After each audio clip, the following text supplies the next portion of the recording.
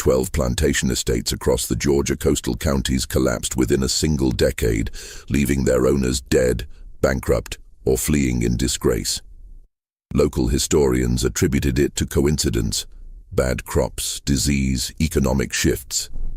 But the county records tell a different story, one buried in auction ledgers, property deeds, and court documents spanning from 1847 to 1857. Every single estate had purchased the same woman, a slave named Celeste, sold and resold 12 times, each transaction occurring just months before catastrophic ruin befell her new master. The survivors spoke of her beauty, her silence, and something else, something they couldn't quite name. Before we continue with the story of Celeste and the 12 estates that fell, if stories of forgotten American history intrigue you, make sure to subscribe to Liturgy of Fear and hit that notification bell.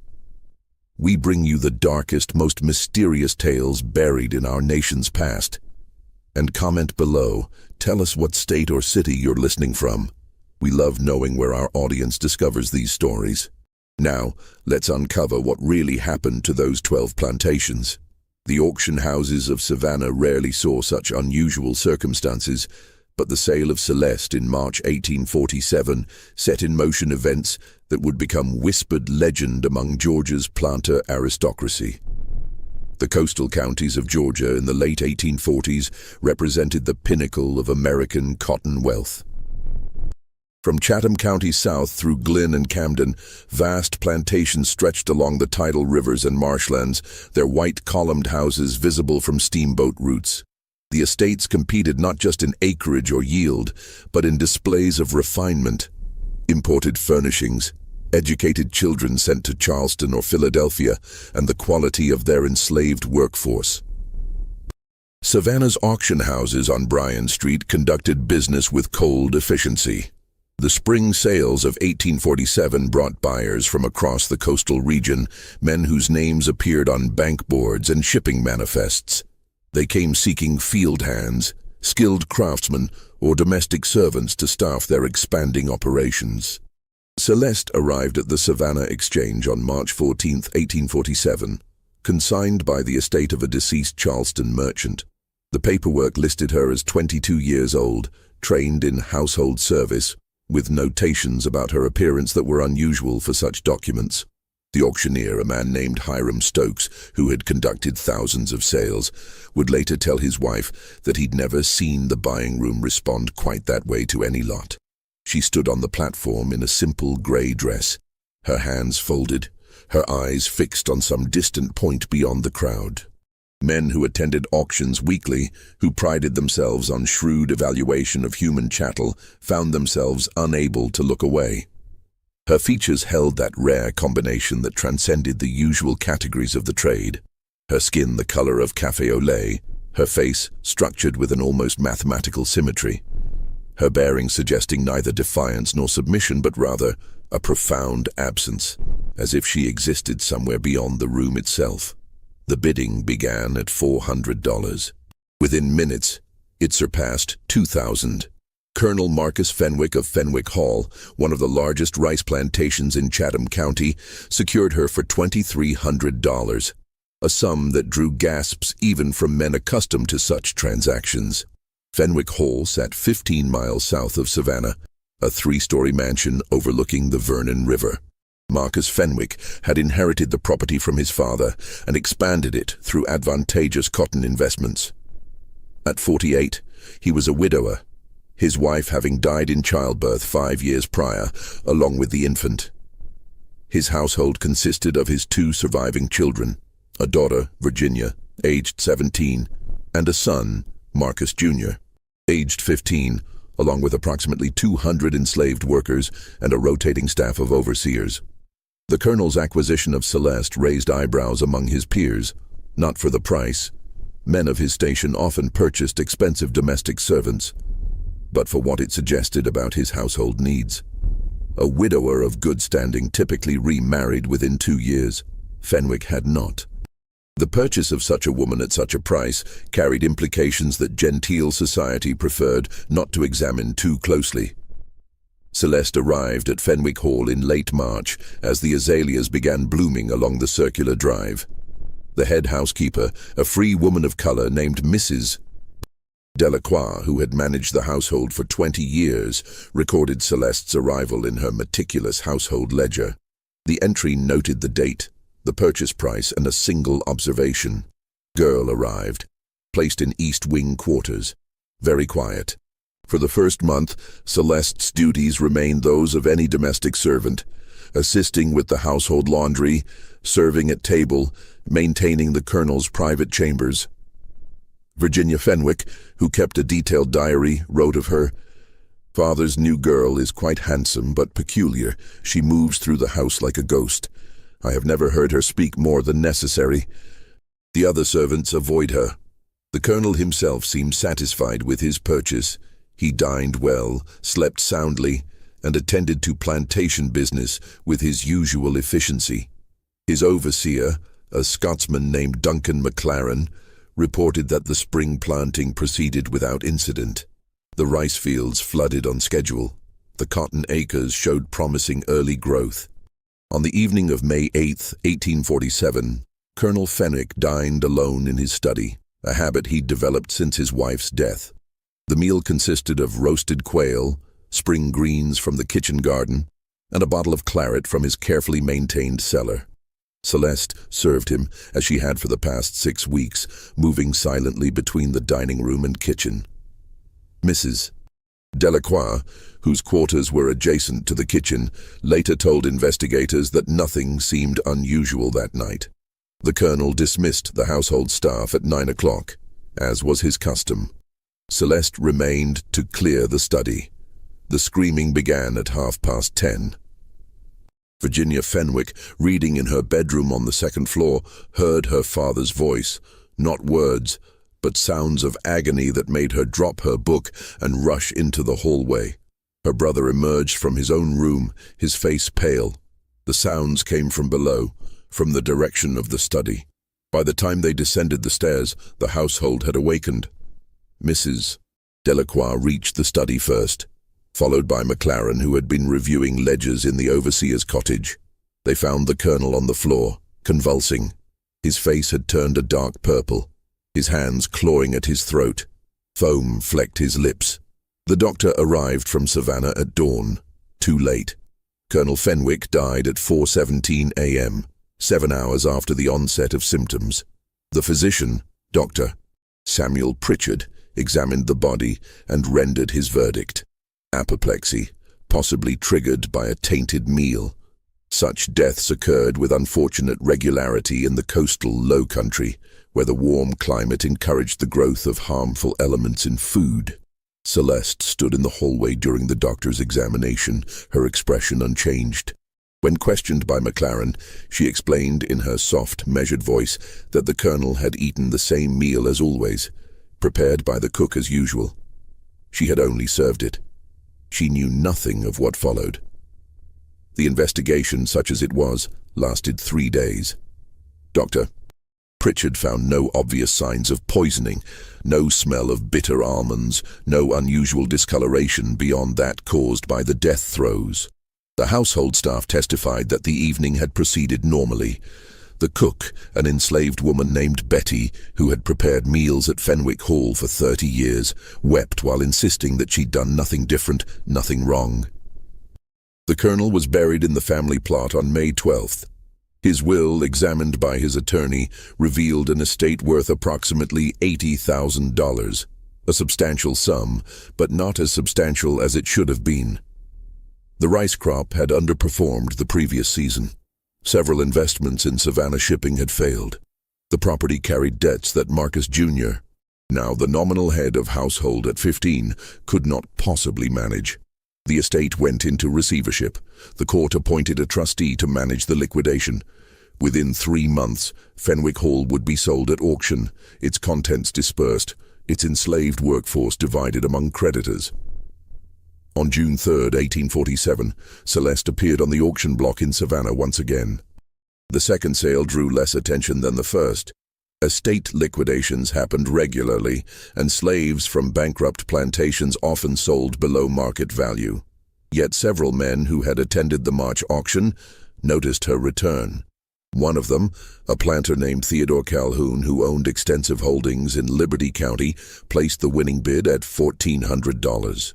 Calhoun's plantation, Liberty Oaks, specialized in Sea Island cotton, the long staple variety that commanded premium prices. Theodore Calhoun had built his fortune through careful management and advantageous marriages. His first wife had died of fever. His second wife, Margaret, 20 years his junior, had given him a son but seemed perpetually dissatisfied with plantation life. Celeste's arrival at Liberty Oaks in mid-June coincided with the cotton's crucial growing period. She was assigned to household duties under the supervision of Margaret Calhoun, who maintained strict control over her domestic staff. The mistress of Liberty Oaks kept Celeste close. Too close, according to the other servants. She insisted that Celeste attend her during her afternoon rest, help her dress, and brush her hair before bed. Theodore Calhoun, for his part, took little notice of the new acquisition. His concerns centered on the cotton fields and the growing tension with his overseers over labor practices. The 1847 season had brought unexpected challenges, a late spring frost, an infestation of bollworms, and persistent flooding in the lower fields. Margaret Calhoun's diary, discovered decades later in a Charleston archive, provides insight into those months. Her entries from July and August 1847 grew increasingly erratic. July 14th, Theodore spends every evening in his study. I am left alone with only Celeste for company. She does not speak unless spoken to, yet I find myself talking to her, telling her things I would not tell my own sister. August 2nd, had the most peculiar dream. Celeste stood at the foot of my bed, watching me. When I woke, she was there, exactly as I'd dreamed, holding my morning tea. She claimed she'd just entered. I don't believe her. August 19th, Theodore has taken ill. The doctor says it's the coastal fever, but I've never seen fever like this. He refuses to eat, barely drinks, says the food tastes wrong, like metal. Theodore Calhoun died on September 7, 1847, after a 2-week illness characterized by progressive weakness, loss of appetite, and eventual organ failure. Dr. Pritchard, the same physician who had attended Colonel Fenwick, noted the similarities but attributed them to the endemic diseases of the coastal region. 2 prominent men dying within 4 months was unfortunate, but not unprecedented. The aftermath, however, proved more dramatic than the death itself. Margaret Calhoun, reviewing her husband's papers, discovered that Liberty Oaks was insolvent. Theodore had borrowed heavily against future cotton yields. The 1847 crop, damaged by weather and pests, would not cover his debts. The plantation faced foreclosure, but the financial revelation paled beside what the estate attorney discovered. Theodore Calhoun had recently altered his will. The changes, executed just 3 weeks before his death, redistributed significant assets away from Margaret and toward distant relatives and business associates.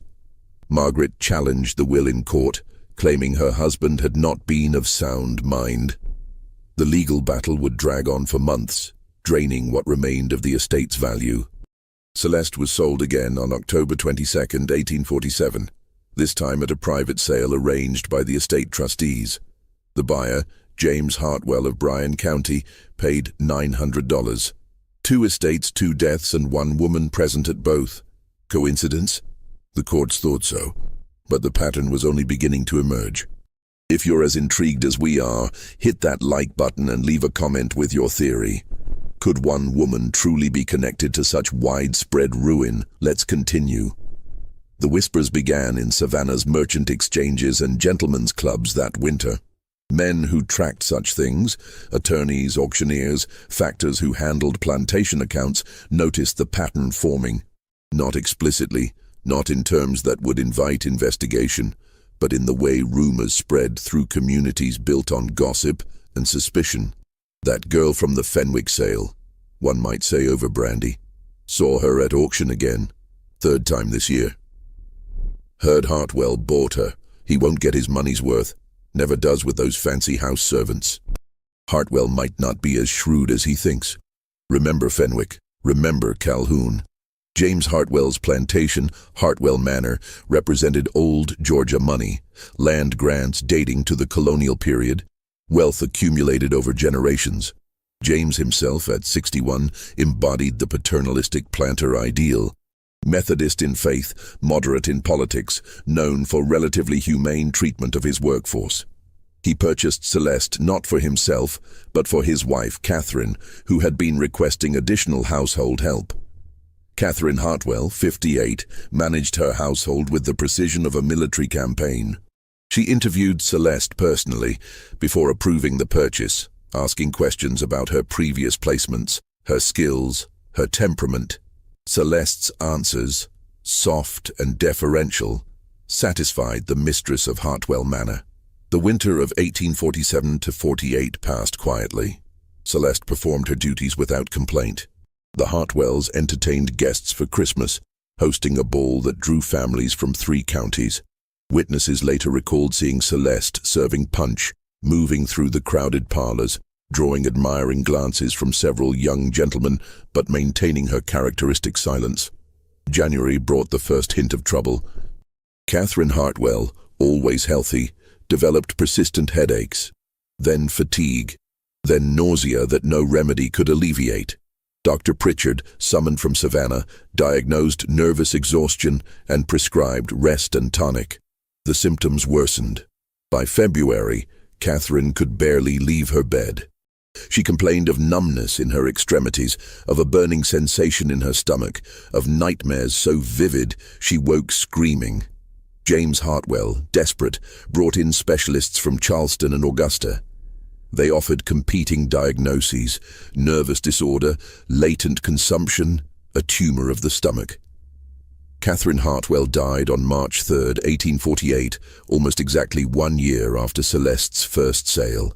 The cause of death, as recorded by Dr. Pritchard, failure of the vital organs, consistent with advanced nervous disease. James Hartwell, grief-stricken, retreated from social obligations.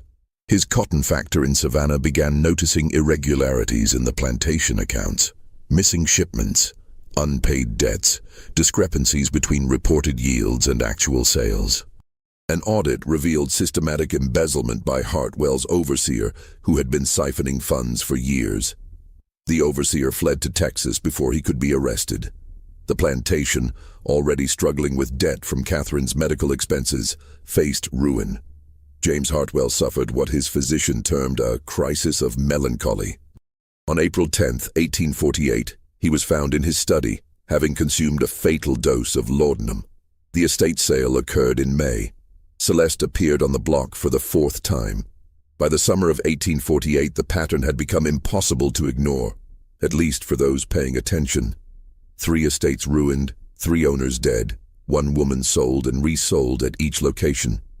Yet the legal system, built on precedent and evidence, found no grounds for investigation. Slaves changed hands constantly. Plantations failed regularly. Death was commonplace in the disease-prone coastal lowlands.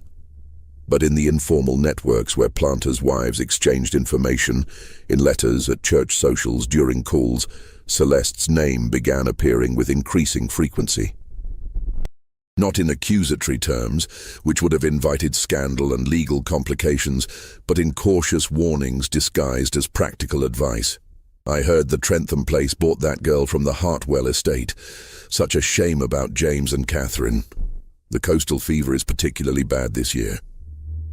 4 times sold in 15 months. That's unusual, isn't it? Though I suppose there's always an explanation. My husband saw her at the Bryan Street auction house again. Beautiful, certainly, but there's something about the eyes. Empty, they say, like looking into a well." The 4th buyer, William Trentham of McIntosh County, dismissed such talk as superstitious nonsense. A Yale-educated man who considered himself above provincial prejudices, he purchased Celeste in June 1848 for $700. A bargain, he thought, for such a well-trained servant. His wife had recently died in childbirth, leaving him with 3 young children who needed supervision. Celeste assumed the role of nursemaid at the Trentham estate. The children, aged 7, 5, and 3, initially feared her silence. But she proved patient and capable. She fed them, dressed them, told them stories in her soft, barely audible voice. The oldest child, William Jr., would later recall that her stories were always about patience. Animals who waited for the right moment, seeds that lay dormant through winter, rivers that slowly carved through stone. William Trentham Sr. began experiencing financial difficulties within 2 months of Celeste's arrival. His cotton factor in Savannah discovered irregularities in the accounts. Shipments went missing. Buyers claimed they never received contracted deliveries.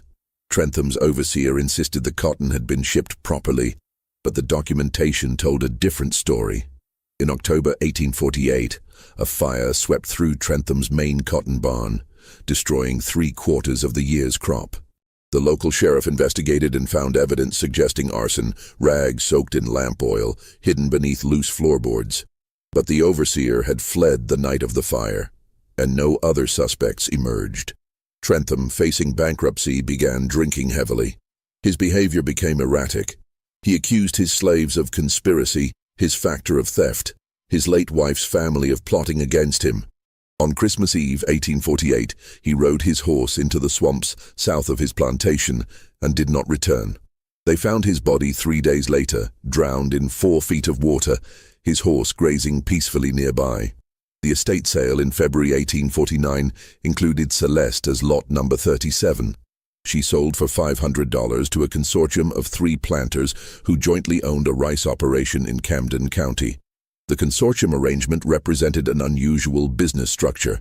3 men, Thomas Beaumont, Richard Howell, and Samuel Yates, who had pooled resources to purchase a large rice plantation along the Satilla River.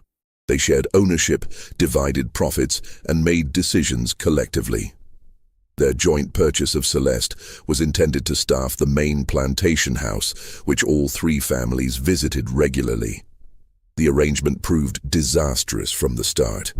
Beaumont and Howell began quarreling over management decisions within weeks of Celeste's arrival. Yates, caught between them, grew increasingly withdrawn. By summer 1849, the partnership had deteriorated into bitter legal disputes. Each man accused the others of mismanagement, theft, or sabotage. The rice crop failed that season, flooded by unusual summer rains that breached the carefully maintained dikes. An investigation suggested the dikes had been deliberately damaged, but no evidence pointed to any specific culprit. The 3 partners blamed each other. In September 1849, Thomas Beaumont was killed when his carriage overturned on the road between Savannah and his plantation. The accident occurred in broad daylight on a well-maintained road. The driver, who survived, claimed the horses had suddenly spooked, though nothing visible had frightened them. Richard Howell died of fever 3 weeks later. Samuel Yates, the surviving partner, immediately petitioned the court to dissolve the consortium. He sold his share of the plantation at a loss and moved his family to Augusta, telling friends he wanted nothing more to do with coastal rice farming. The plantation went to auction in November 1849. Celeste was sold separately. Her price now dropped to $300. Her 6th buyer, Edmund Grayson of Glynn County, was a bachelor who maintained a small but profitable Sea Island cotton operation. 6 plantations, 6 owners destroyed, and we're only halfway through this nightmare. Just when we thought we'd seen the worst, the horror in Georgia's coastal counties intensifies. If this story is giving you chills, share this video with a friend who loves dark mysteries, hit that like button to support our content, and don't forget to subscribe to never miss stories like this. Let's discover together what happens next. Edmund Grayson considered himself too rational for superstition. When his factor in Savannah mentioned the rumors surrounding Celeste, Grayson laughed them off as the fevered imagination of bored plantation wives. He bought her in December 1849, specifically to prove that a well-run operation had nothing to fear from gossip. His confidence lasted exactly 4 months. The winter of 1849-50 began normally at Grayson's plantation, a modest 300-acre operation called Palmetto Grove. Grayson lived alone, except for his enslaved workforce of 43 people and an overseer named Jacob Turner. He prided himself on efficiency, keeping meticulous records of every expense and harvest yield. Celeste's duties at Palmetto Grove differed from her previous placements. With no wife or children to attend, she served primarily as Grayson's personal servant, maintaining his chambers, serving his meals, managing the household supplies. Turner, the overseer, noted in his weekly reports that she performed her tasks adequately, but added an unusual observation: the slaves avoid her. When she enters the quarters, conversation stops. Grayson dismissed this as meaningless. Field slaves often resented house servants, viewing them as privileged collaborators. But Turner's reports grew more concerning through January and February. Tools went missing from the workshops. A storage barn's lock was found broken, though nothing seemed stolen. 3 slaves attempted to run away, unusual for Palmetto Grove, which had never experienced escape attempts in Grayson's 10 years of ownership. In March 1850, Grayson began experiencing strange symptoms. Not illness, exactly, but a growing sense of unease. He had difficulty sleeping. When he did sleep, nightmares woke him, dreams of drowning, of suffocation, of being buried alive. He started double-checking locks, convinced someone was entering his room at night. His appetite diminished. Food tasted wrong to him, though Turner and the cook insisted nothing had changed in the kitchen. By April, Grayson's paranoia had become obvious to everyone on the plantation. He accused Turner of stealing. He claimed the slaves were plotting rebellion. He began carrying a loaded pistol at all times, even inside the house. His letters to his factor in Savannah grew increasingly erratic, filled with tangential observations and sudden accusations. On April 19, 1850, Jacob Turner was found dead in his cottage, killed by a single gunshot wound. Grayson insisted he had shot the overseer in self-defense, claiming Turner had attacked him. The local sheriff, investigating the scene, found no evidence of a struggle. Turner's pistol remained holstered. The fatal shot had struck him from behind. The sheriff arrested Grayson and transported him to the county jail. At trial, Grayson's attorney argued temporary insanity brought on by isolation and stress. Witnesses testified to his declining mental state over the previous weeks. The prosecutor, however, presented evidence suggesting premeditated murder. Grayson's increasingly hostile letters about Turner, his accusations of theft that no audit supported, his claims of conspiracy that no evidence corroborated. The jury deliberated for 6 hours before finding Grayson guilty of manslaughter. He was sentenced to 15 years at the state prison in Milledgeville. His property, including his enslaved workforce, was sold to cover legal expenses and compensation to Turner's widow. Celeste appeared at auction in Savannah on June 12, 1850, selling for $200 to a man named Henry Drayton. The price had dropped significantly, from $2,300 3 years earlier to a fraction of that amount. The auction house records from June 1850 reveal why. Hiram Stokes, the auctioneer who had conducted Celeste's first sale, included an unusual notation beside her listing, not explicitly warning away buyers, which would have been illegal, but providing a detailed purchase history that any astute observer would find troubling. Henry Drayton either didn't notice or didn't care. A recent widower desperate for household help, he bought Celeste to care for his elderly mother and manage his home in Liberty County. Drayton's plantation, called River Bend, sat along a particularly isolated stretch of the Midway River. The main house, a 2-story structure dating to the 1790s, had fallen into disrepair since the death of Drayton's wife 2 years earlier. His mother, Adelaide, 73 and increasingly frail, lived in an upstairs bedroom, rarely descending to the main floor. Celeste assumed care of Adelaide Drayton in late June 1850. The arrangement seemed to suit everyone. The old woman appreciated having a competent nurse, Henry could focus on plantation business, and Celeste performed her duties with her customary efficiency. Then Adelaide began talking. The other servants, questioned later, reported that Mrs. Adelaide had always been talkative, prone to rambling stories about the old days. But in July and August, her talk took on a different quality. She began confiding in Celeste, telling her family secrets, debts hidden from creditors, Infidelities covered up, a child born out of wedlock and given away, property stolen from a deceased neighbor. Henry Drayton noticed his mother's loose tongue and tried to limit Celeste's time with her. But Adelaide had grown dependent on her nurse and refused to allow anyone else to attend her. The old woman's revelations continued, growing more detailed and damaging. She spoke of her late husband's involvement in smuggling operations during the 1820s. She mentioned her son's forged shipping documents. She described in detail how the Drayton family had acquired their first landholdings through fraudulent claims that displaced a Creek family. In September, Adelaide Drayton died peacefully in her sleep, a natural death for a woman of 73. But at the funeral, attended by 3 neighboring families, rumors of her deathbed confessions had already spread. By October, Henry Drayton found himself facing questions from the county clerk about property titles. A revenue agent from Savannah began investigating his shipping records. The scrutiny intensified through November. Drayton's cotton factor, alarmed by the growing evidence of fraud, severed their business relationship. Banks refused credit. Buyers backed out of contracts. On December 8, 1850, the county sheriff arrived at Riverbend with a warrant for Drayton's arrest on charges of customs fraud and property theft. Drayton fled before the arrest could be executed. His plantation was seized by the county to cover fines and restitution. The property sold at auction in January 1851. Celeste, Lot 42 in the estate sale, brought $150 from her 8th buyer.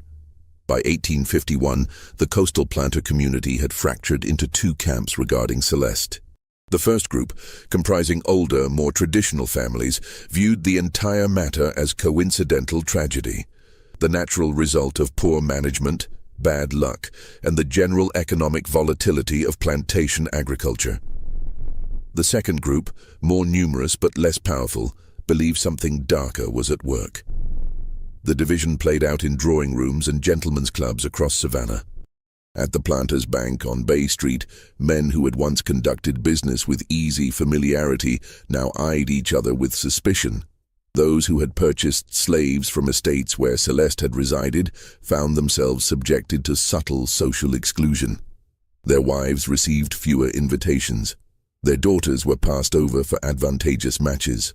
No one stated the reasoning explicitly, but the implication was clear.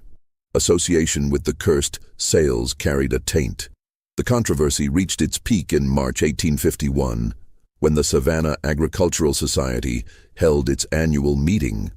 The society, comprising the region's most prominent planters, had gathered to discuss crop rotation techniques and new cotton varieties.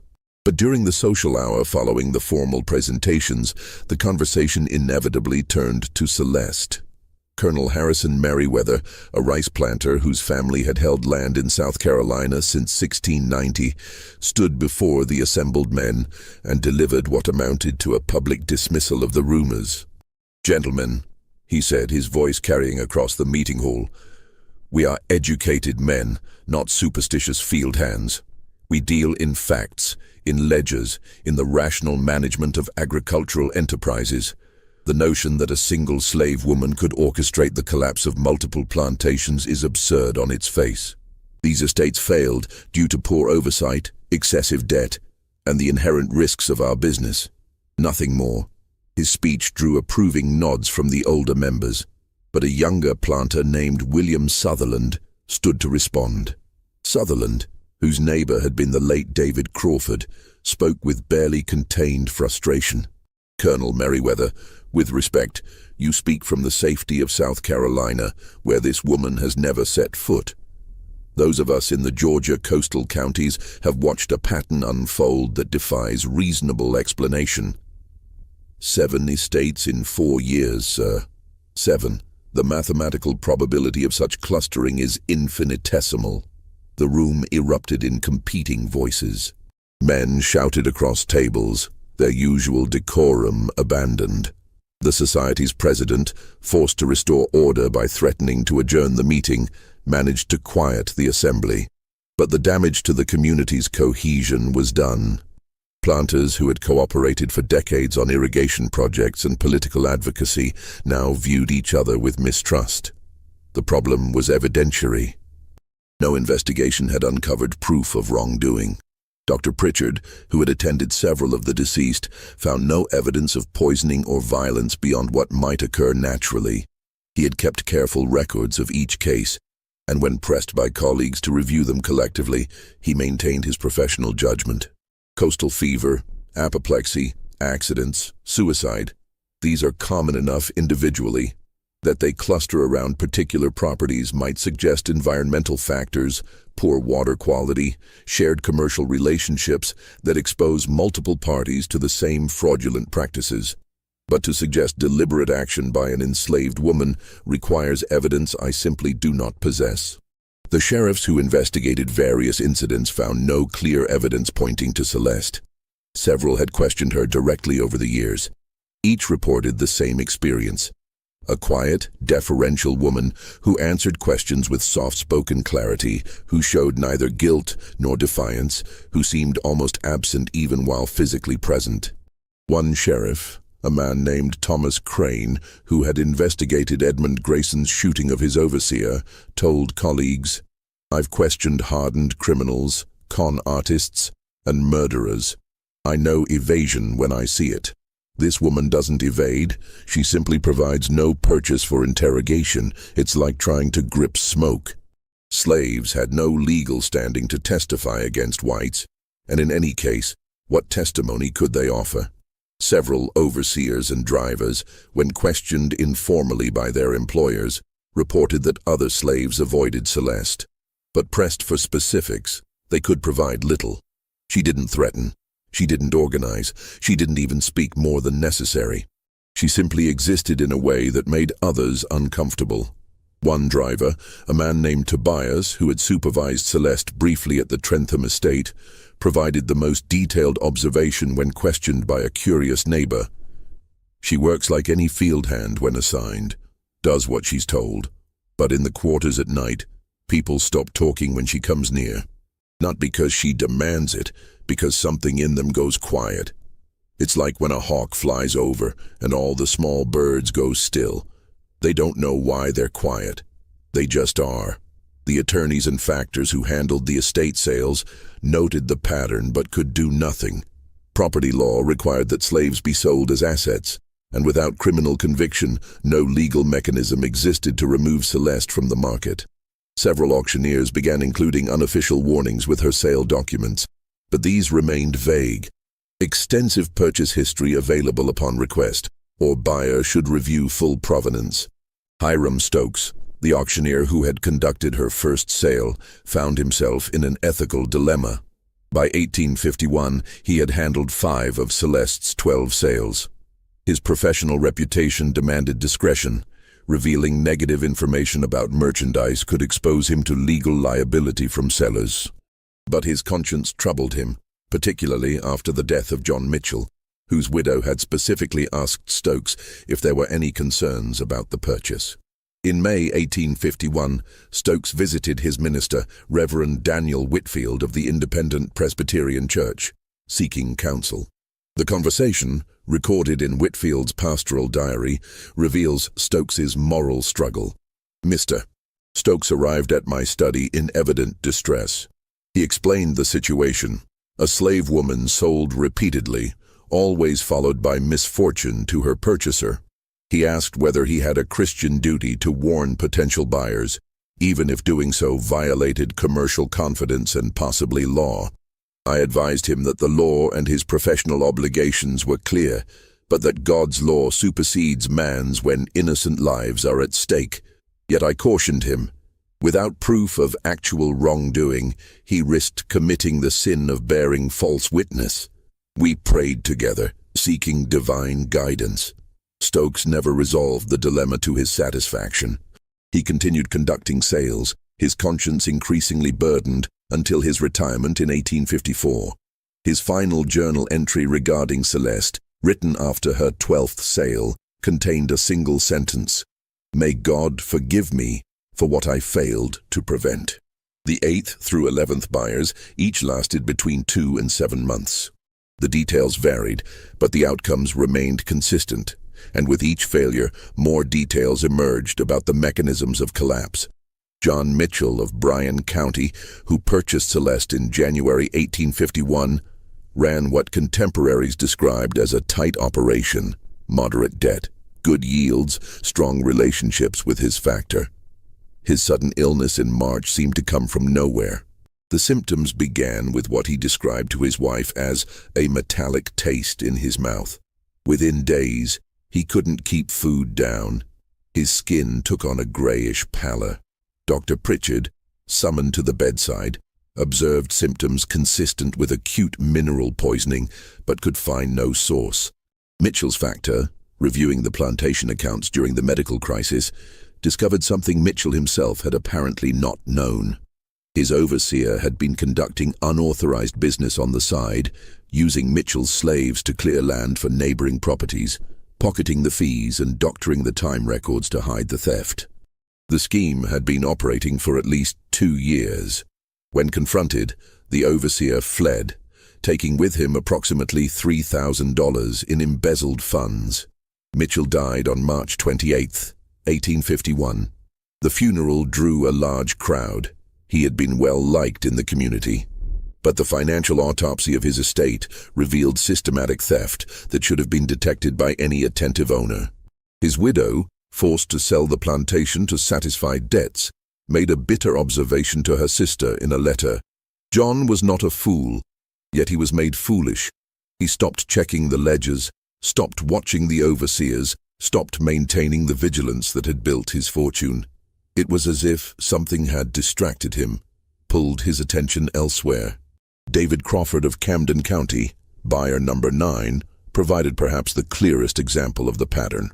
A meticulous record keeper who maintained daily journals of plantation operations, Crawford's entries from spring and summer 1851 show a man gradually losing his grip on business fundamentals.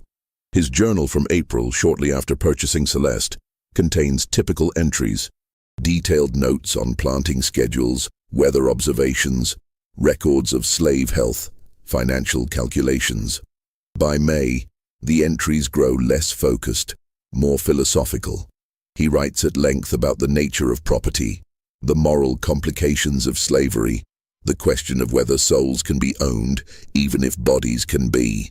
In June, he stops recording plantation business entirely. His entries become personal reflections, almost stream-of-consciousness observations. One entry from late June reads, "She watches me at dinner. Not obviously, she serves the meal, clears the plates, does exactly as instructed. But there's a quality to her presence that makes me aware of myself, of my actions, of what I represent. It's like being observed by history itself. I find myself thinking about things I've pushed aside, the families I've separated through sales, the children I've traded away from their mothers, the bodies I've worked until they broke. These are simply the operations of agriculture, I tell myself. But under her gaze, they become something else." By July, Crawford had stopped maintaining his daily oversight.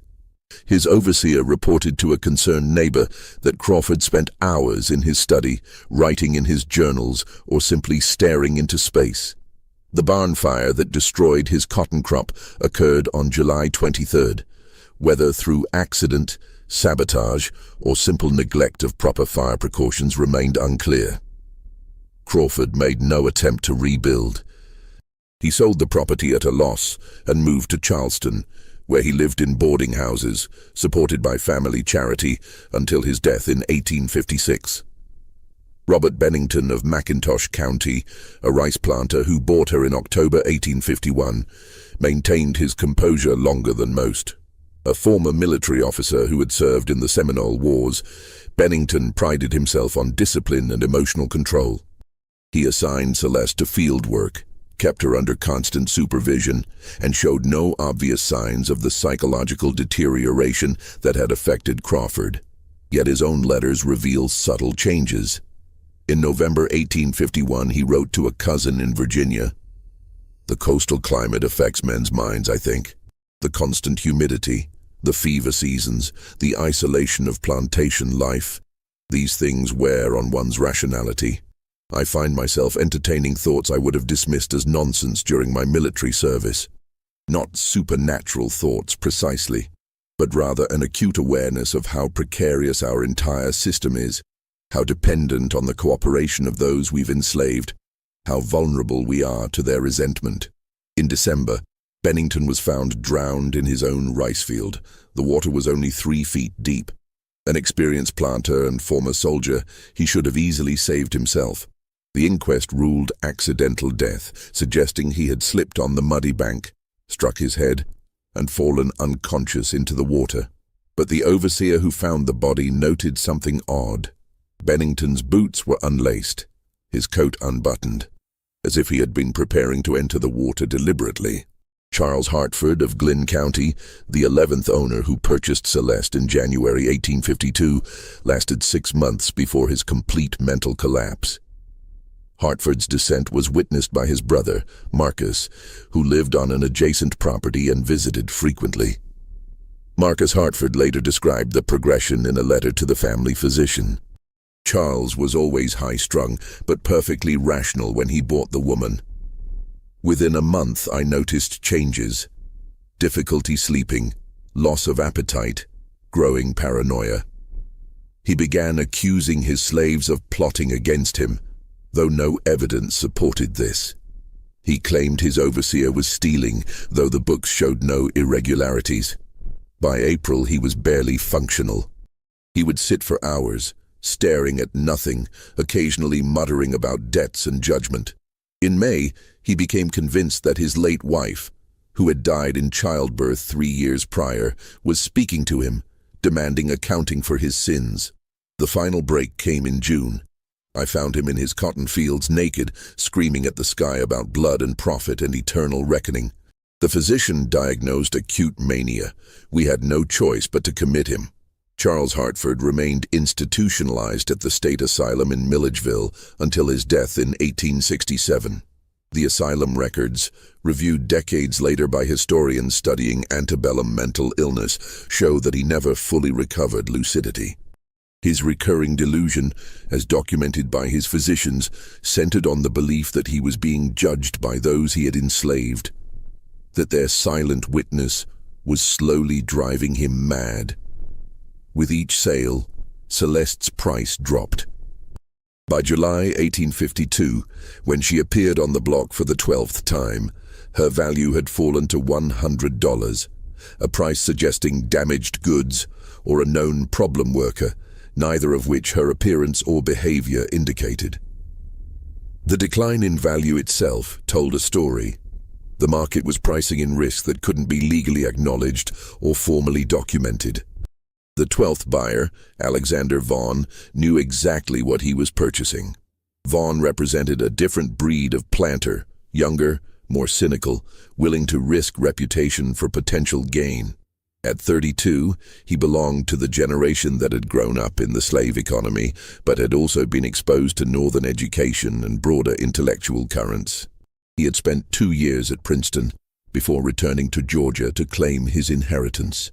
That education had given him both skepticism towards supernatural explanations and confidence in his ability to rationally analyze complex situations.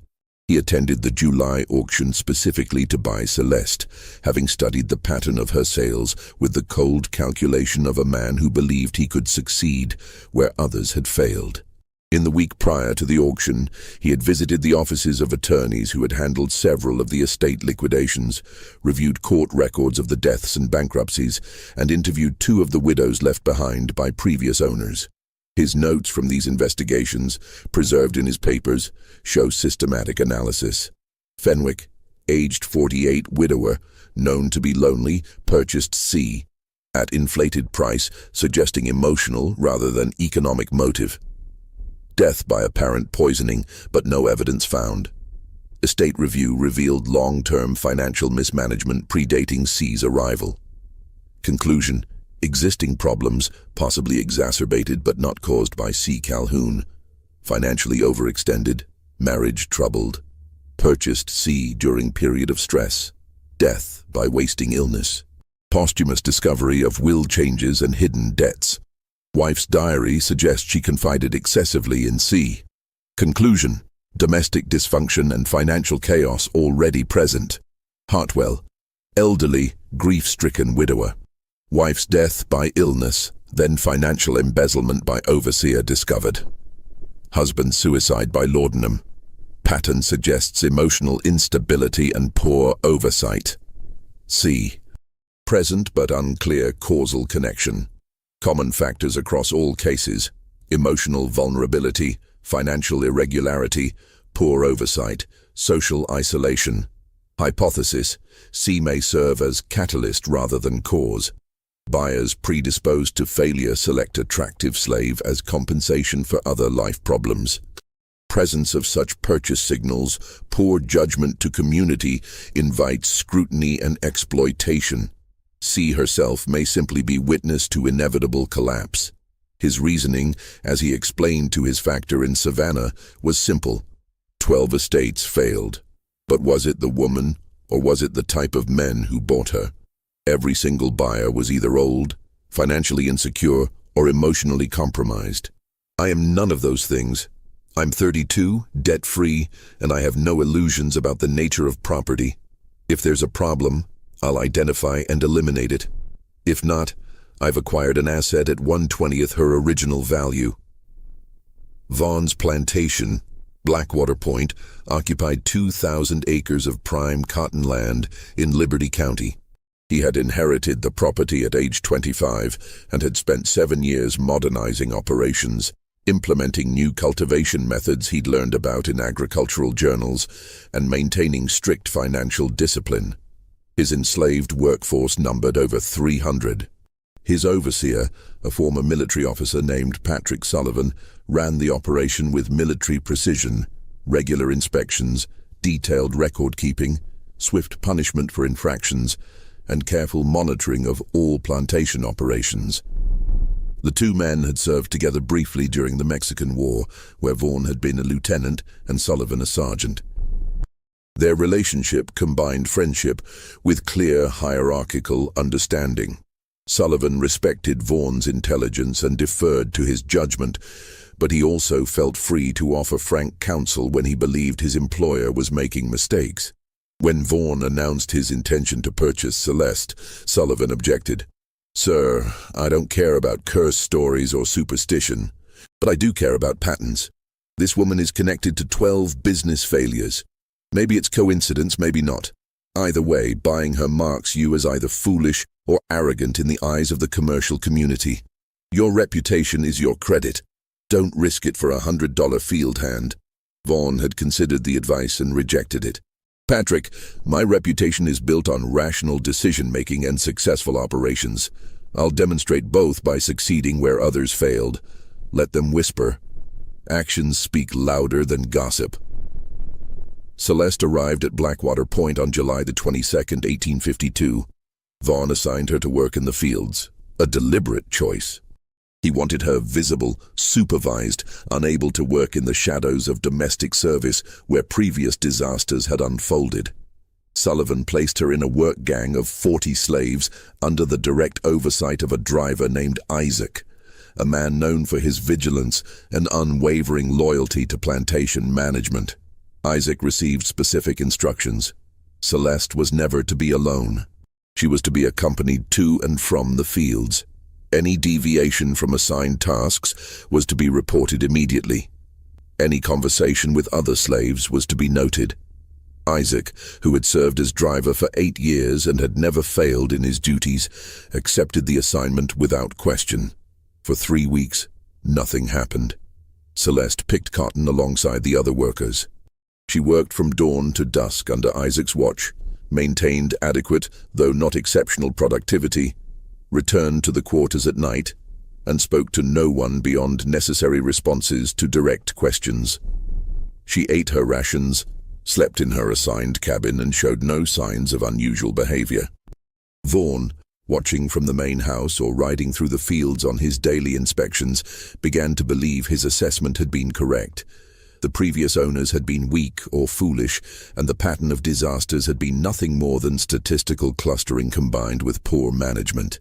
He noted in his journal, 3 weeks with no incident. C works adequately. Sullivan's precautions seem excessive but cost little to maintain. Beginning to believe the entire matter was manufactured by superstitious minds unable to accept responsibility for their own failures. Then, on the night of August 11th, Isaac reported an incident that would prove to be the beginning of Vaughn's education.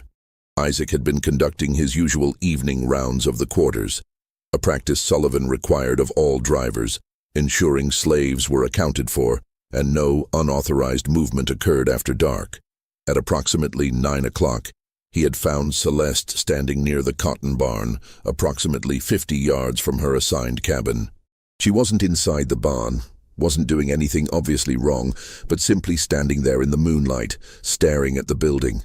When Isaac questioned her, she had turned to face him with that characteristic blank expression and said only, "Couldn't sleep, needed air." Then she had walked back to the quarters without further explanation. Isaac, following Sullivan's instructions to report any irregularities, documented the incident in writing. Unusual for an overseer or driver, but Vaughn had implemented systematic record-keeping across all plantation operations. Sullivan brought the report to Vaughn the next morning. The two men discussed it over breakfast on the main house veranda, where they could speak privately. "It might be nothing," Sullivan said, spreading butter on a biscuit. "But you wanted documentation of everything. She was out of bounds after dark with no legitimate explanation." Vaughn considered the report. "Has Isaac observed her speaking with other slaves? Forming relationships that might facilitate coordinated action?" "No, sir. If anything, she's isolated. The other slaves avoid her. Isaac says conversation stops when she approaches the cook fire in the evenings. They're not hostile to her, just distant. Fear? Isaac doesn't think so. He says it's more like discomfort, like how people move away from someone who's ill not because they might catch the illness, but because being near it reminds them of their own mortality." Vaughn made a note in his daily journal, then decided on increased supervision. Celeste was to be accompanied at all times, even within the quarters. Any deviation from assigned work areas was to be reported immediately. Sullivan implemented the new protocols with his characteristic efficiency, briefing Isaac and the other drivers on the updated requirements. For a week, the enhanced oversight produced no new incidents. Then, on August 19th, a field slave named Daniel collapsed while working. The plantation physician, a local doctor named Reynolds, who maintained a contract to provide medical care for Blackwater Point's enslaved population, examined Daniel and found him suffering from severe abdominal cramping, vomiting, and a distinctive blue-black line along his gums, symptoms consistent with acute lead poisoning. Lead poisoning was not unheard of on plantations. It could occur from contaminated water pipes, improperly glazed pottery, or paint containing lead compounds. But Reynolds's examination raised questions. Daniel's symptoms were acute, suggesting recent exposure to a significant dose rather than gradual accumulation. Moreover, 3 other slaves from the same work gang developed milder versions of the same symptoms over the following week. Sullivan conducted an immediate investigation of potential exposure sources. The water supply came from a well that had been tested and found clean. The cooking pots were iron and copper, not lead-lined. The slaves' cabins contained no paint. The work gang had not been assigned any tasks that would involve lead exposure. No painting, no plumbing work, no handling of glazed pottery or lead-based compounds. The investigation turned up one curious finding. Daniel and the 3 other affected slaves all ate from a communal pot that received food from the plantation kitchen. The cook, an enslaved woman named Martha who had prepared meals at Blackwater Point for 15 years, insisted she had changed nothing in her methods. The food came from the same suppliers, was stored in the same larder, was prepared in the same pots she had always used. Reynolds, conducting his own investigation at Vaughn's request, found traces of white lead, a pigment compound, in the ash residue beneath the cooking pot. Not enough to determine the source, but enough to explain the poisoning. Someone had introduced lead into the food preparation, either by contaminating the raw ingredients or by adding it during cooking. Martha, interrogated by Sullivan, wept and swore she had done nothing wrong. She had prepared thousands of meals without incident. She had no access to lead compounds. She had no motive to poison workers whose labor she depended on for her own survival. Sullivan, who had known Martha for years, believed her. The kitchen was secured, new procedures implemented for food preparation with direct oversight, and the affected slaves slowly recovered. But the incident had achieved something significant. It created unease among the enslaved workforce. If their food could be poisoned, if danger could come from communal pots they all shared, then no one was safe. The cohesion and routine that allowed a large plantation to function began to fray at the edges. On August 25th, Vaughn's prize breeding bull, a valuable animal worth over $500, was found dead in its pen. The bull, a massive creature imported from South Carolina specifically for breeding purposes, had shown no signs of illness the previous day. The livestock handler, a slave named Jacob who had tended the animal since its arrival, found it dead at dawn when he came to provide morning feed. Reynolds, called to examine the carcass, could identify no obvious cause of death. No visible wounds, no signs of poisoning, no evidence of disease. The animal simply stopped living. Reynolds' best guess was heart failure, though bulls of that age rarely died of cardiac issues. The meat was deemed unsafe for consumption, and the carcass was buried. The loss was financial. $500 represented a significant investment, but also symbolic. A breeding bull was a sign of a plantation's ambition and sophistication. Its mysterious death suggested vulnerability in even the most controlled aspects of plantation operations. On September 1st, Sullivan discovered that someone had been tampering with the plantation's water barrels. The main house and overseer's cottage drew water from a well, but field slaves received water from large barrels, filled daily from the well, and transported to the work areas. Sullivan, conducting a routine inspection, noticed an unusual smell from one of the barrels, faintly bitter, almost medicinal. He immediately prohibited slaves from drinking from that barrel and sent a sample to Reynolds for analysis. The doctor identified traces of a substance he couldn't definitively name, but believed might be derived from certain plants native to the coastal region. Not enough to cause serious harm in the diluted concentration found in the barrel, but enough to make anyone who drank from it feel nauseated and weak. The incident suggested deliberate sabotage, but no evidence pointed to any specific person. The barrels were filled at dawn by a rotating crew of slaves. Dozens of people had access to them throughout the day. Celeste had been near the barrels, but so had 40 other field workers. Isaac reported that she had never been observed adding anything to the water or behaving suspiciously around the barrels. Vaughn, reviewing these three incidents collectively with Sullivan over dinner on September 4th, recognized the pattern forming. "It's death by 1,000 cuts," he said, pushing his plate away, his appetite gone. Nothing catastrophic enough to warrant outside intervention or investigation, but each incident erodes trust, creates paranoia, diverts attention from regular operations. The slaves become suspicious of their food and water. I become suspicious of the slaves. Everyone becomes suspicious of everyone. "Do you think it's her?" Sullivan asked bluntly. Vaughn hesitated before answering. "I think she creates an environment where these things become possible, or perhaps more accurately, where they become inevitable. A plantation runs on routine, on trust, or at least on reliable fear and coercion. Once that erodes, once people start questioning what they eat and drink, once they start seeing threats in every shadow, the system becomes unstable. And unstable systems find ways to collapse. So what do we do?" Vaughn made a decision that several previous owners had likely considered but never executed. He confronted Celeste directly. The confrontation occurred in Sullivan's office on the morning of September 5th, 1852. The office, located in a building separate from both the main house and the slave quarters, provided privacy for difficult conversations. Vaughn, Sullivan, and Isaac were present, along with Celeste, who had been summoned from the fields. She stood before the three men, her dress dusty from fieldwork, her hands folded, her expression as neutral as always. Vaughn had prepared for this conversation, had rehearsed various approaches, had considered what questions might penetrate that blank exterior.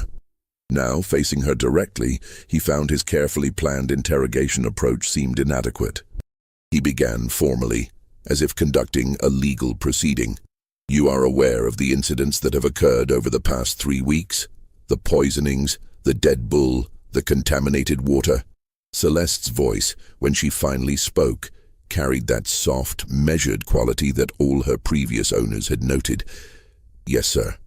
"Do you have any knowledge of how these incidents occurred?" "No, sir." "Have you observed anyone tampering with food, water, or livestock?" "No, sir." Vaughn felt his patience thin. The formal approach was producing nothing. He changed tactics, his voice hardening. "I have reviewed your sale history. 12 previous owners in 5 years. Every single one of them suffered catastrophic misfortune.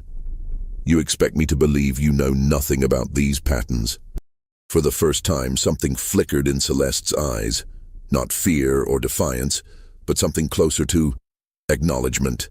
"I expect nothing, sir. I go where I'm sold. I do what I'm told. What happens to the men who buy me is not my doing." Sullivan, standing to Vaughn's right, interjected.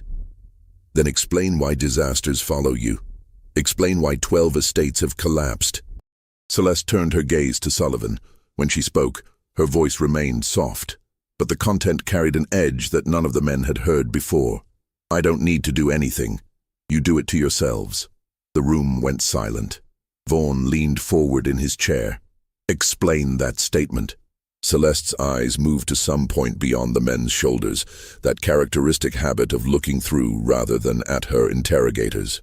"Every man who bought me saw something he wanted. Not a worker, not a servant, something else. And that wanting made them blind. They stopped watching their overseers. They stopped checking their books. They stopped maintaining the discipline and oversight that kept their operations profitable. They made enemies of their neighbors with their obvious intentions. They weakened themselves, and their enemies smelled blood. Their overseers stole from them. Their slaves resented them. Their creditors questioned their judgment. I just waited. I always just wait." Sullivan moved to strike her for insubordination, but Vaughn held up a hand, stopping him. Vaughn asked another question, his voice carefully controlled. "What about the poisonings here at Blackwater Point? The dead bull, the contaminated water? Are you claiming you had nothing to do with those incidents?" Celeste's expression didn't change. "Your slaves hate you. Not me specifically, all of you. They hate the system you built. They hate that their children can be sold. They hate working from dawn to dark for your profit. They hate having no future but more of the same. I don't need to poison anyone. Some of them will do it themselves when they see an opportunity. Some of them will sabotage equipment or kill livestock just to strike back at you in the only way available to them. Your overseer steals from you because he knows you'll never trust him fully, so he takes what he can while he can. Your neighbors wait for you to fail so they can buy your land cheap. I don't create these conditions. They already exist. I'm just aware of them." The implications hung in the air. Vaughn felt a chill run through him despite the warm September morning. What Celeste was describing wasn't supernatural or even particularly mysterious. It was systematic analysis of the structural weaknesses inherent in the plantation system itself. She was describing a kind of social engineering, a manipulation not of events, but of the inevitable forces that led to events. Isaac, who had been silent until now, asked a question that surprised both Vaughn and Sullivan. "Why? If you're so smart, if you see all this, why haven't you run? Why haven't you poisoned masters directly instead of waiting for everything to fall apart?" Celeste turned her attention to Isaac, the first time she had looked directly at any of them. "Running gets you caught and killed. Poisoning gets you caught and killed. But watching, waiting, being present while proud men make the mistakes that proud men always make, that keeps me alive. That keeps me moving. Every time an estate collapses, I get sold. Every time I get sold, I start the pattern again. I've outlasted 12 owners in 5 years. How many field hands can say that? How many survive even 5 years of your tender care? The room fell into uncomfortable silence. Vaughn found himself facing an unexpected realization. Celeste wasn't insane, delusional, or supernaturally empowered. She was coldly, brutally rational. She had identified a survival strategy within the slave system and executed it with precision.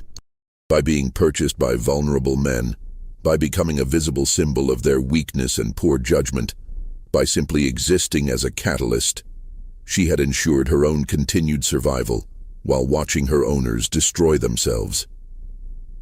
Vaughn ordered Celeste removed and locked in the Plantation jail, a small brick building used to punish serious infractions. As Isaac led her away, Vaughn and Sullivan sat in silence for several minutes. Finally, Sullivan spoke. "What do we do with her?" Vaughn didn't answer immediately. He was thinking through the implications of what Celeste had revealed. Finally, he said, "We need to conduct a complete audit of plantation operations. Everything. Books, overseers, supplies, slaves, neighbors, creditors. If she's right, if the system contains the seeds of its own collapse, then we need to identify and eliminate every vulnerability before they're exploited." The investigation that followed over the next 2 weeks was the most thorough examination Blackwater Point had ever undergone.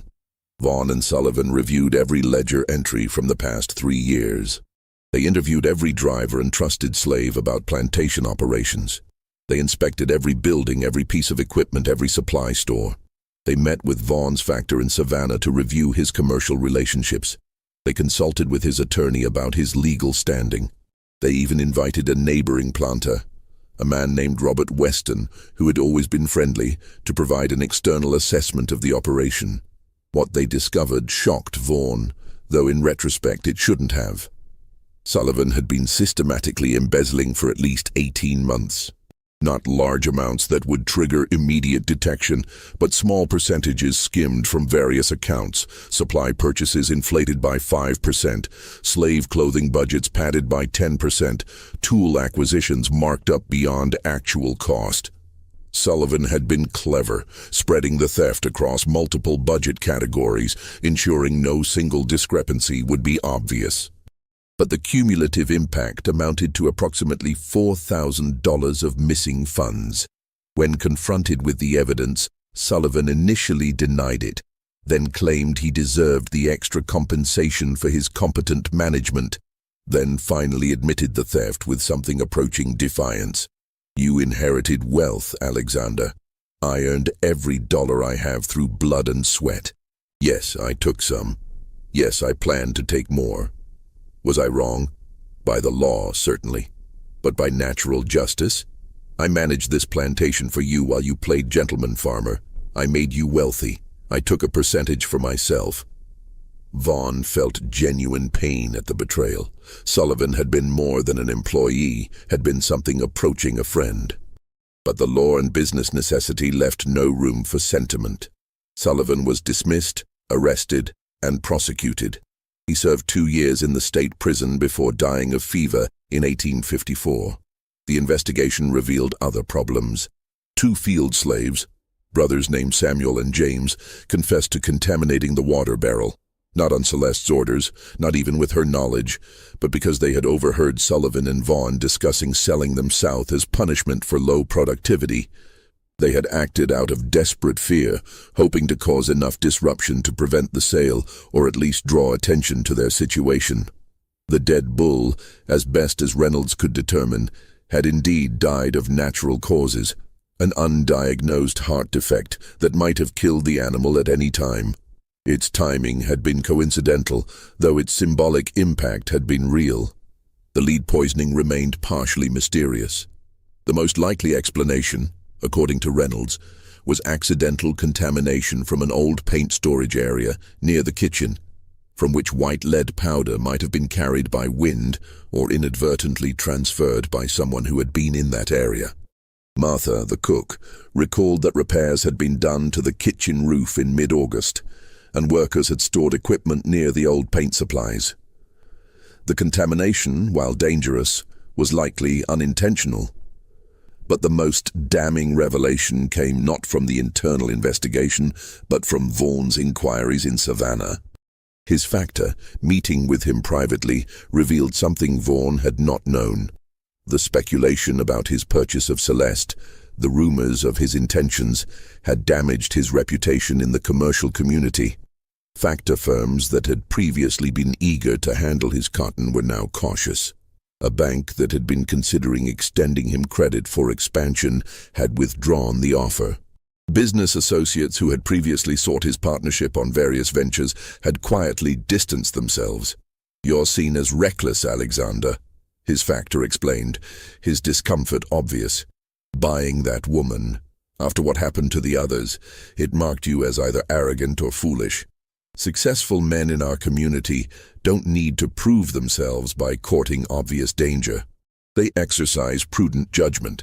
By acquiring her, you suggested you lacked that prudence." Vaughan pressed for specifics.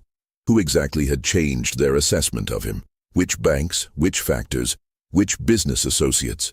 The list was longer than he had imagined. The damage to his reputation was real, measurable, and potentially lasting. He had not been poisoned or sabotaged directly. He had been compromised by his own arrogance and the assumptions others made based on that arrogance. The mere presence of Celeste, with her notorious history, had marked him as someone whose judgment could not be fully trusted. And in a business environment built on trust and reputation, that marking was potentially as destructive as any physical sabotage. Vaughan spent 3 days considering his options. He could sell Celeste, passing her to a 13th owner and continuing the pattern. He could work her literally to death, a practice that was not uncommon with troublesome slaves. He could attempt to rehabilitate his reputation while keeping her, hoping that successful operations would eventually overcome the stigma of the purchase. Or he could do something no previous owner had considered. On September 18, 1852, Alexander Vaughan went to Savannah and spoke with his factor, his attorney, and his banker. He confessed his error in judgment, not in buying Celeste per se, but in failing to anticipate the reputational consequences. He dismissed Sullivan and brought in a new overseer whose reputation for honesty was unimpeachable. He sold several marginal properties to cover the losses from Sullivan's embezzlement and to demonstrate financial strength to his creditors. He restructured his operations, implementing new oversight protocols and inviting regular external audits to demonstrate transparency. Then he did something that shocked everyone. He gave Celeste her freedom papers. Not out of mercy, not out of guilt, not out of any humanitarian impulse he would have been ashamed to admit in that time and place, but out of cold calculation. A free woman could not be sold. A free woman could not be passed from estate to estate. Whatever power she held, whether real or imagined, whether active or merely catalytic, would be broken by removing her from the system of property and forced labor that had enabled her survival strategy. More importantly, by freeing her, Vaughan demonstrated something to the commercial community: that he could admit a mistake, correct it decisively, and act in ways that prioritized business reputation over ego or precedent. The gesture said, without explicitly stating, "I understand I made an error. I am correcting it in the most dramatic way possible. I am a man who values practical success over pride." The manumission papers were executed on October 1, 1852, in the Chatham County Courthouse.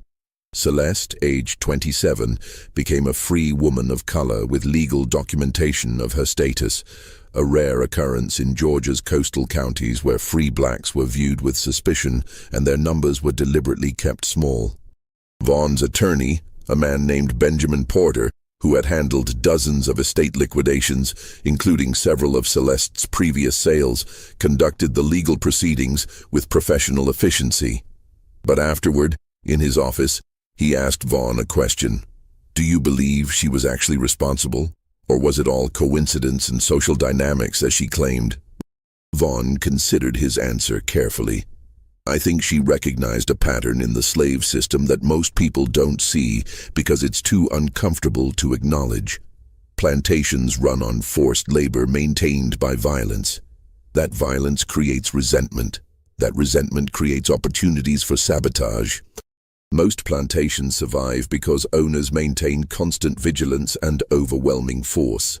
But if an owner becomes distracted, if he shows weakness, if his judgment is questioned by the community, then the resentment finds its outlet. Slaves sabotage operations, overseers steal, neighbors exploit vulnerability, creditors demand payment. It all cascades. Celeste didn't create any of that. She just made herself visible to men who were already vulnerable, whose purchase of a beautiful slave for obvious reasons signaled their weakness to everyone watching. And then she waited. Porter nodded slowly. That's a disturbing analysis. You're suggesting the whole system is inherently unstable, held together only by constant vigilance and violence. Isn't it? When have you ever seen a plantation run successfully without both? The attorney had no answer. Vaughn's final interaction with Celeste occurred in Porter's office after the paperwork was complete.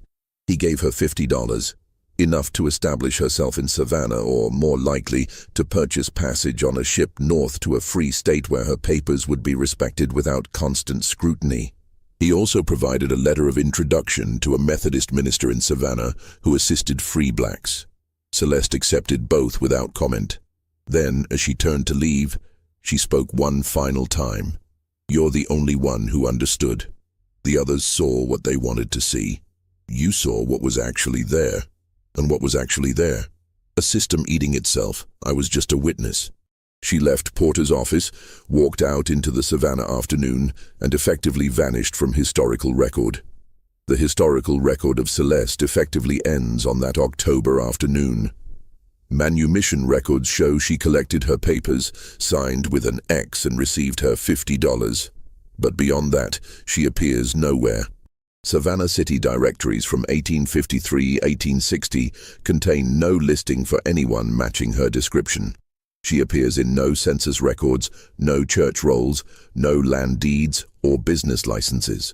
The Methodist minister Vaughn referred her to, Reverend James Caldwell, noted in his records that she visited his church once in October 1852, but never returned.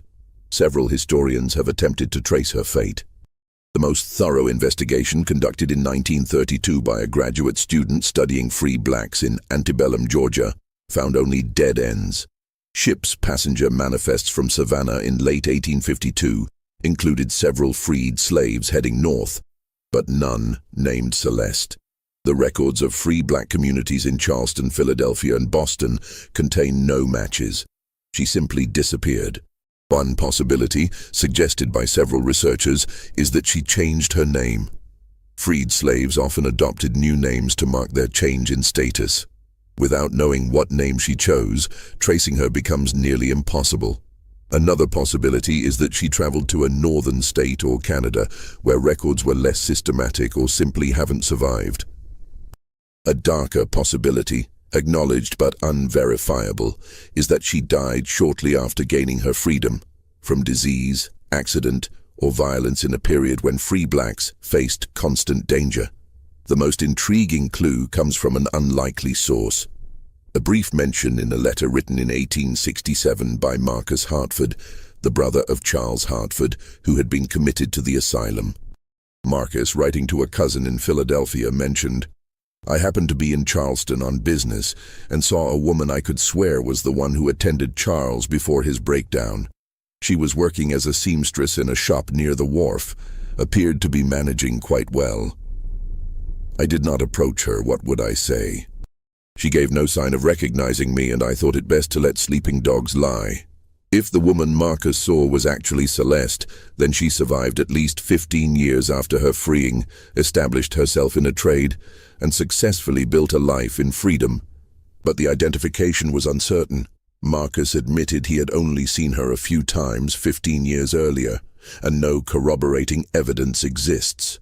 12 plantations had fallen, 12 men had been destroyed, some by death, others by bankruptcy, madness, or legal prosecution. The total economic damage exceeded $500,000 in 1852 currency, equivalent to perhaps $15 million today. More than 3,000 enslaved people had been displaced by the estate sales and foreclosures, families separated, lives disrupted. Communities had been damaged by the loss of established estates that had provided economic stability and social structure for decades. And what of Alexander Vaughan, the one who broke the pattern? His story provides the epilogue to this dark chapter. Blackwater Point continued operating until 1861.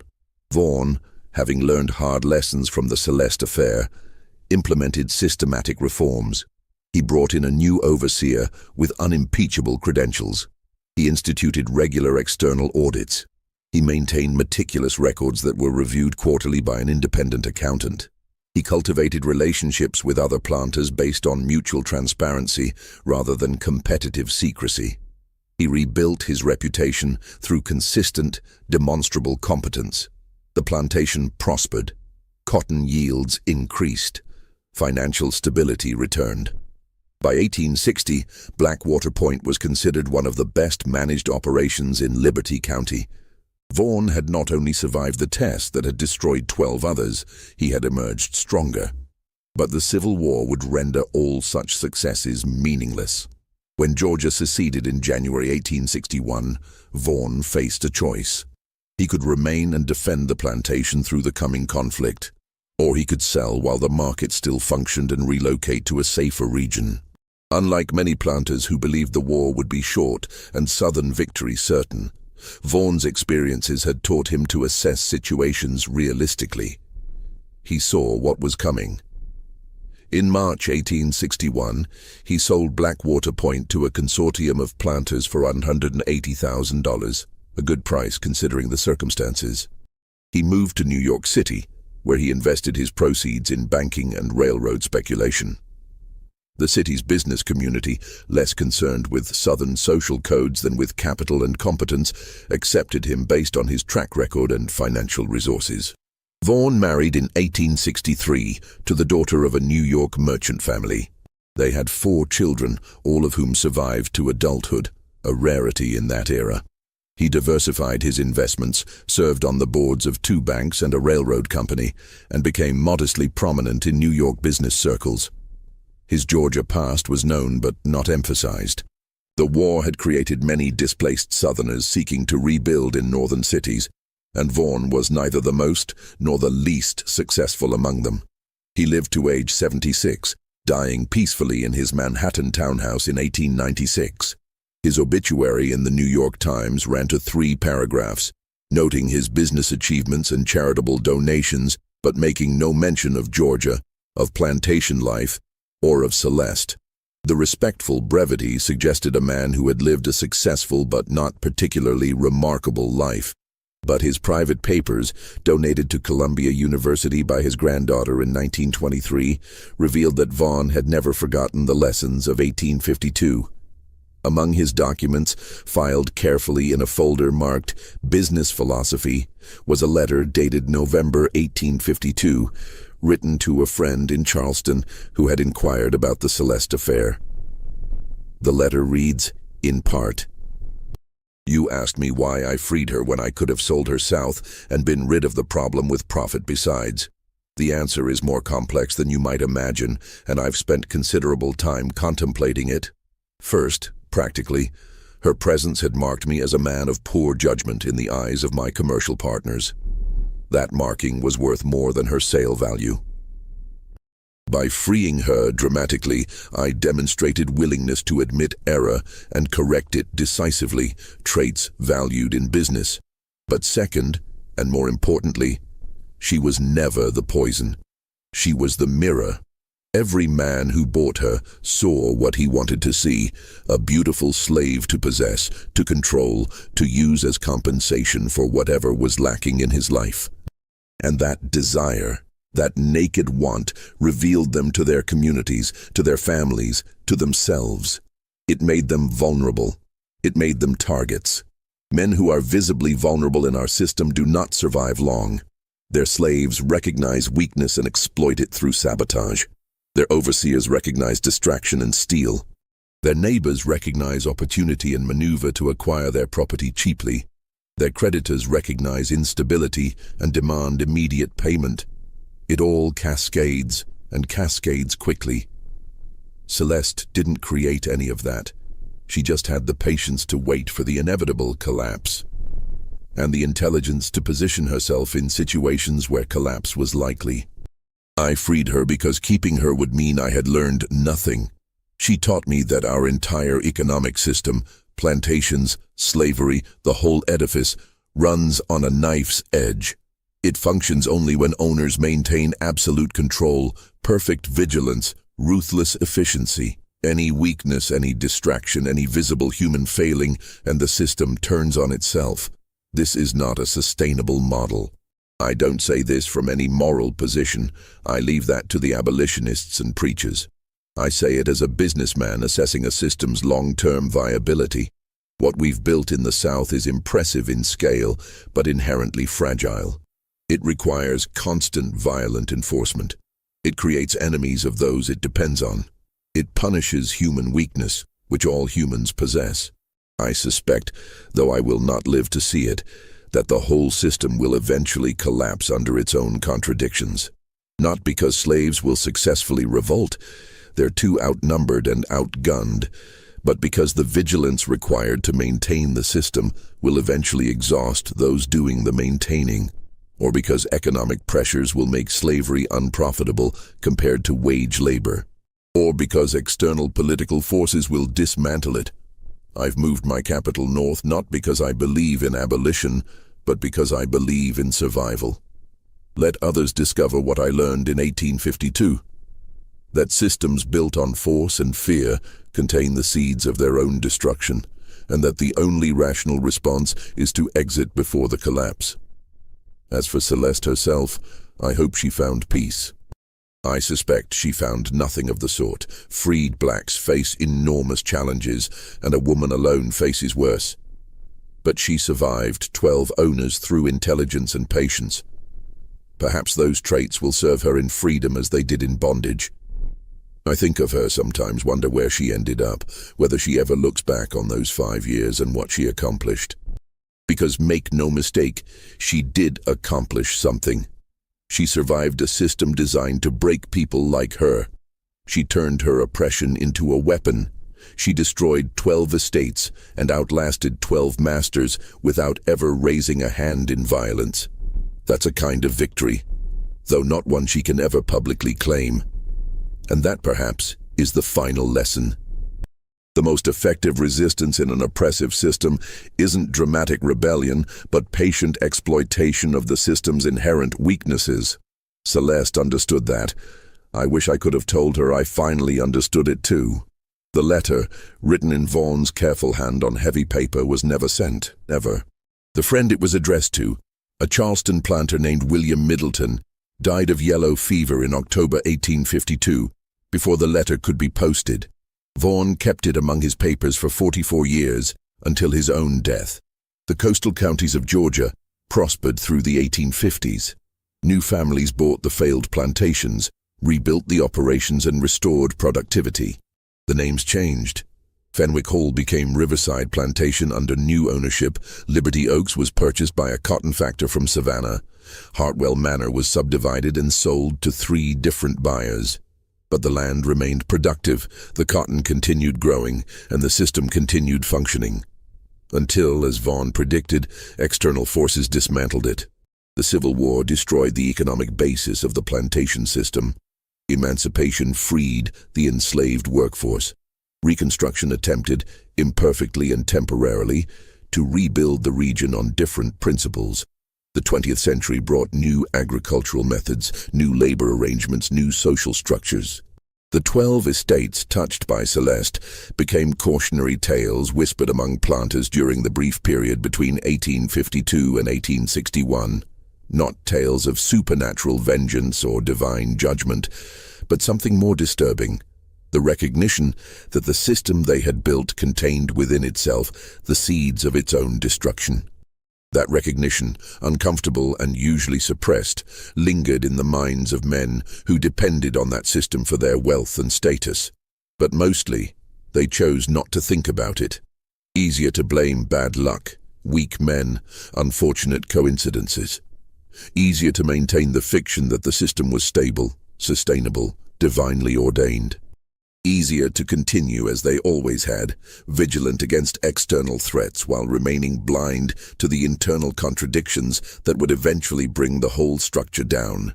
Celeste, wherever she ended up, whatever name she took, whatever life she built in freedom, remains a mystery. The historical record tells us she existed, that she passed through 12 estates in 5 years, that she was present for 12 collapses. But who she actually was, what she thought, what she felt, what she intended, remains unknowable. Perhaps that's fitting. In a system that treated people as property, that denied them voice and agency and personhood, the most profound act of resistance might be simply to remain unknowable, to pass through the system leaving no trace but destruction in your wake, to survive by understanding better than your masters the forces that would destroy them, to be present at the collapse of 12 estates and walk away free while they crumbled behind you. That's the story of Celeste, or at least it's the only story the records allow us to tell.